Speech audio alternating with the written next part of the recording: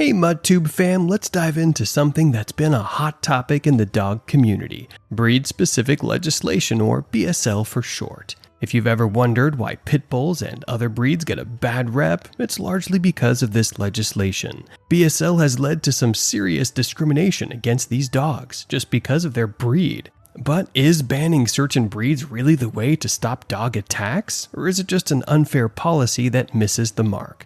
Let's dig in and find out together. So, what's BSL all about? Breed-specific legislation, or BSL, is a term for laws that target certain dog breeds to prevent attacks on people and other animals. These laws came about mainly because of public fears over dog attacks, especially involving breeds like pit bulls, Dobermans, and Rottweilers. The first big wave of BSL hit in the 1980s after some scary high-profile incidents made headlines. The idea behind BSL is to make communities safer by restricting or outright banning breeds thought to be dangerous. This can mean anything from mandatory spaying or neutering to requiring muzzles in public, or even banning a breed altogether.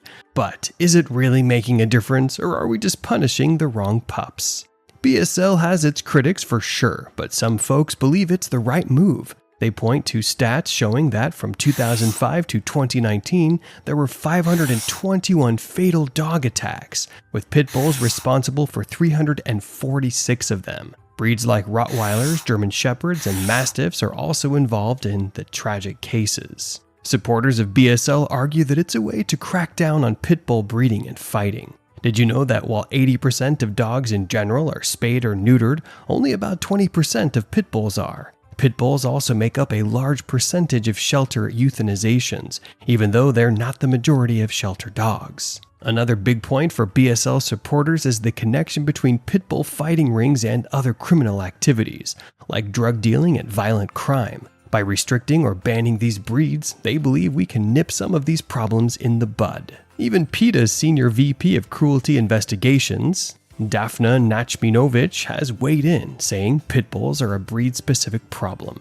So targeting them seems sensible. These dogs were bred for fighting, and in some cases they're just not like other dogs. She pointed out that in 2022 alone, the now banned XL Bully breed was involved in 6 out of 10 deadly dog attacks in the UK. Even with the best intentions behind BSL, not everyone is convinced it's doing much good. Some folks argue there's no solid proof that it actually makes communities safer. They believe BSL misses the mark by focusing on the outcome, like a dog bite, rather than the real issue, the actions of irresponsible owners. Critics also point out that if pit bulls are banned, people who train dogs for illegal fighting or shady purposes will just switch to a different breed.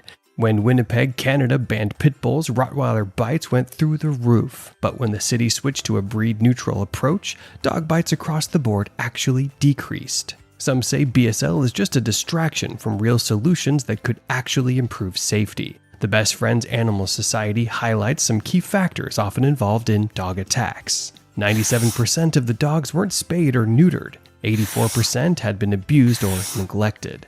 And 78% were being used as guard or breeding dogs instead of pets. On top of that, critics argue that BSL is expensive to enforce. Nationwide, it could cost around $476 million each year, covering everything from law enforcement and vet care to legal fees and shelter costs. And with roughly 4.5 million dog bites happening every year, leading to about 40 deaths, each fatality costs taxpayers nearly $12 million.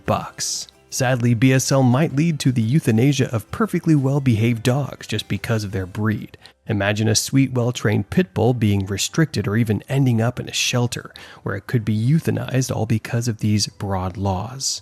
At the end of the day, responsible dog ownership is the key to preventing attacks, no matter the breed. Proper training, socialization, and keeping a close eye on your dog are all super important. By giving your dog the right guidance and exposing them to different environments and people, you can help reduce any aggressive tendencies and ensure they stay happy and safe. One way to make things better is by adopting breed-neutral laws. Instead of making assumptions based on a dog's breed, these laws focus on evaluating each dog's individual behavior. It's all about looking at the dog itself, not just its breed. Another great approach is stepping up the game with training and socialization. By making sure every dog owner gets their pets the proper training and socialization they need, we can help prevent aggressive behavior across the board. Plus, offering educational programs for dog owners can sharpen their skills and make our communities safer. Improving and enforcing laws like leash regulations and handling dog bite cases more effectively can also make a big difference. This way, authorities can target the actual problem behaviors without having to ban specific breeds. Educating the community is another key piece of the puzzle. By spreading the word that responsible dog ownership, effective training, and safe ways to interact with dogs, we can help reduce incidents and encourage better behavior all around. In some places, swapping out breed-specific legislation, BSL, for breed-neutral laws has really paid off. Take Denver, Colorado, for example. After having a pit bull ban in place for over a decade, they scrapped it in 2020 and introduced breed-neutral laws that assess dogs based on behavior, not breed. This shift led to fewer dog bite incidents and improved relationships between the community and animal control officers. BSL often puts a heavy burden on communities, especially on animal shelters and rescue groups. One of the biggest challenges is the increased strain on these organizations. They are suddenly dealing with a higher number of dogs affected by BSL, which can overwhelm shelters that are already stretched thin. There's also a huge emotional toll on dog owners who are forced to give up their beloved pets because of breed bans. For many, their dogs are like family, and being forced to part with them is heartbreaking. Owners are left worrying about their dogs' futures, whether in shelters or new homes, which can cause long-lasting emotional distress for both the people and their pets. On top of the emotional costs, BSL comes with significant financial impacts. Enforcing these breed bans takes a lot of money from animal control agencies and shelters, which can strain local budgets and divert funds from other important community services. And let's not forget the financial burden on the dog owners affected by BSL. The cost of relocating a pet can be sky high. If they decide to fight the law, they might have to shell out for temporary housing, rehoming services, or even legal fees. This can be especially tough on low-income families who are already trying to make ends meet. Breed-specific legislation, BSL, has been facing some serious pushbacks with legal challenges and repeals happening in various places. Take Pawtucket, Rhode Island, for example. In 2013, their BSL was thrown out by a judge after a spike in pit bull attacks. Then in 2017, Denver, Colorado decided to ditch its long-standing pit bull ban. The city realized that BSL wasn't really cutting it when it came to reducing dog attacks, and that breed-neutral laws might actually do a better job. The movement to repeal BSL is gaining momentum as more communities and lawmakers start to see the flaws in the approach.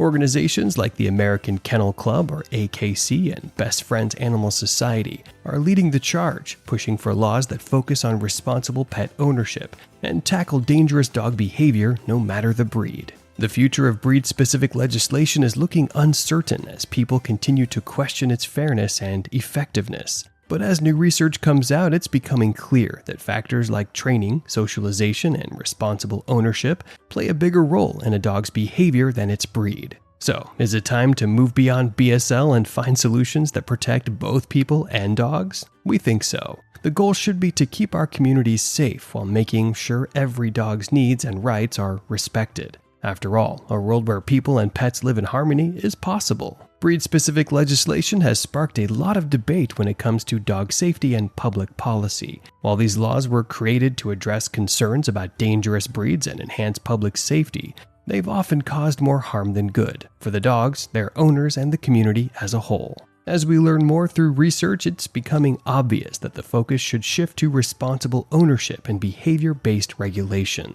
By tackling the root causes of aggressive behavior, we can make our communities safer while ensuring all dogs, regardless of breed, are treated fairly. It's time to rethink breed-specific bans and embrace alternatives that protect everyone, pets and owners alike.